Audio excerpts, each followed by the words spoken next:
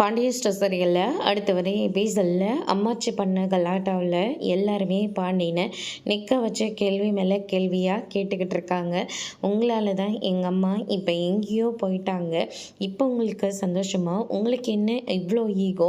யாரும் இல்லாமல் தனியாக வந்துன்னு சொல்லிக்கிட்டு இருக்கீங்களே, எங்கள் அம்மா இல்லாமல் உங்களால் இவ்வளோ தூரத்துக்கு வந்திருக்க முடியுமா அப்படின்னு சொல்லிட்டு எல்லாருமே கேள்வி கேட்குறாங்க.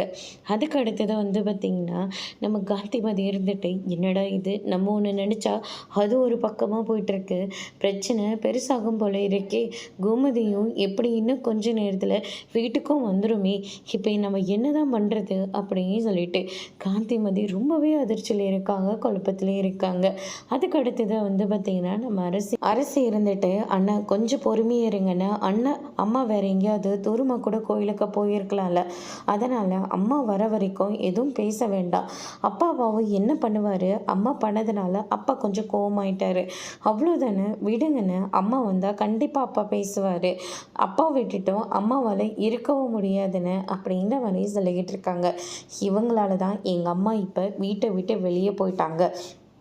நான் கல்யாணம் பண்ணிட்டு வந்தபோது என் கூட பேசாமல் இருந்தாங்க, அதுக்கப்புறம் கதிரை வீட்டை விட்டு வெளியே தூக்குனாங்க, அதுக்கு அடுத்ததாக கதிர்கிட்ட பேசாமல் இருந்தாங்க. இப்போ எங்கள் அம்மா கிட்ட பேசாமல் இருந்ததுனால இப்போ எங்கள் அம்மாவும் வீட்டை விட்டு வெளியே போயிட்டாங்க, இவர் மட்டும்தான் இந்த வீட்டில் இருக்கணும்னு நினைக்கிறாரு அப்படின்ற மாதிரிலாம் சொல்கிறாங்க. அதோடு இன்னைக்கான ப்ரோமோ முடிச்சிருக்காங்க.